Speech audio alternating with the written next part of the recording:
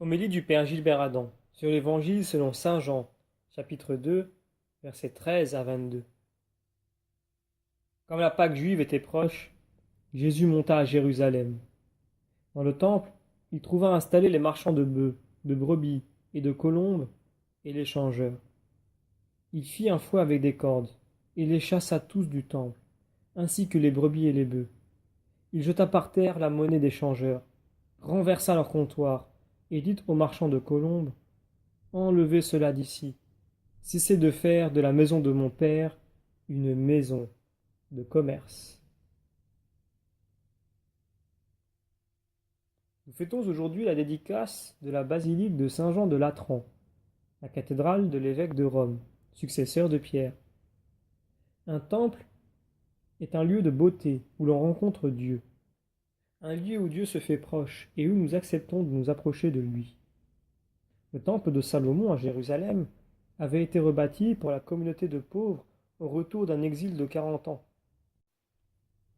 Mais le commerce des hommes gêne la rencontre avec le Seigneur dans le temple.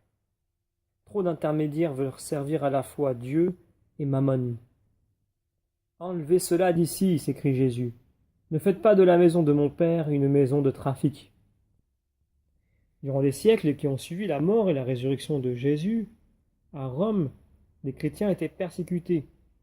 C'était le temps des premiers martyrs. Dans cette épreuve, ils se sont réfugiés dans les caves, les catacombes. Les saints mystères étaient célébrés dans ces lieux secrets. L'annonce de la bonne nouvelle se faisait ainsi en secret. Dans ce contexte, le mystère et l'intériorité étaient favorisés. Le mystère de l'Annonciation, ce nouvel amour de Dieu à l'humanité, se donnait toujours comme un secret d'amour. Ceux qui partageaient cette bonne nouvelle savaient que le monde ne pouvait l'entendre sans l'Esprit Saint, sans une véritable conversion. Terminons la lecture de l'Évangile.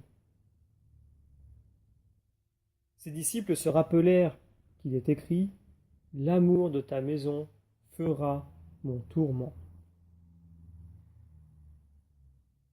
Sous le règne de Constantin, l'Église reçoit des bâtiments, une cathédrale, avec la possibilité de célébrer les saints mystères à ciel ouvert. Quand le culte chrétien devient public, reconnu, ouvert au monde, il lui faut une intériorité plus grande, car la tentation sera de faire en Église ce qui se fait dans le monde. La nouvelle épreuve sera que l'esprit du monde, en matière de pouvoir, de savoir, d'avoir, entre dans les mœurs de l'Église. Nous supplions Jésus que le Père nous trouve chaque jour ouvert à cette rencontre, en attente de ce dialogue où il va nous promouvoir dans notre liberté filiale. Quand nous nous approchons de Dieu pour la prière, notre cœur demeure encombré de marchandises et de calculs, comme un temple profané. Mais nous désirons sincèrement les rendez-vous d'alliance avec notre Père qui nous appelle. Nous sommes avec le Christ, le temple où habite l'Esprit de Dieu. Tous nous entrons, comme autant de pierres vivantes, dans la construction d'une vivante maison de Dieu, l'Église sainte. Jésus nous donne de vivre Dieu, déjà sur la terre, dans des relations d'amour toutes nouvelles. Voyez comme il s'aime, disait-on des premiers chrétiens. Concluons la lecture de l'Évangile. Des Juifs l'interpellèrent. Quel signe peux-tu nous donner pour agir ainsi? Jésus leur répondit, détruisez ce sanctuaire, et en 3 jours, je le relèverai. Les Juifs lui répliquèrent, il a fallu 46 ans pour bâtir ce sanctuaire. Et toi, en 3 jours, tu le relèverais? Mais lui parlait du sanctuaire de son corps. Aussi, quand il se réveilla d'entre les morts, ses disciples se rappelèrent qu'il avait dit cela. Ils crurent à l'écriture et à la parole que Jésus avait dite. Jésus, pour toute justification, renvoie ces Juifs à l'œuvre suprême de Dieu. Jésus répond cette phrase qui pèsera si lourd dans son procès. Détruisez ce temple et en 3 jours je le relèverai. Jean commente, mais lui parlait du temple de son corps.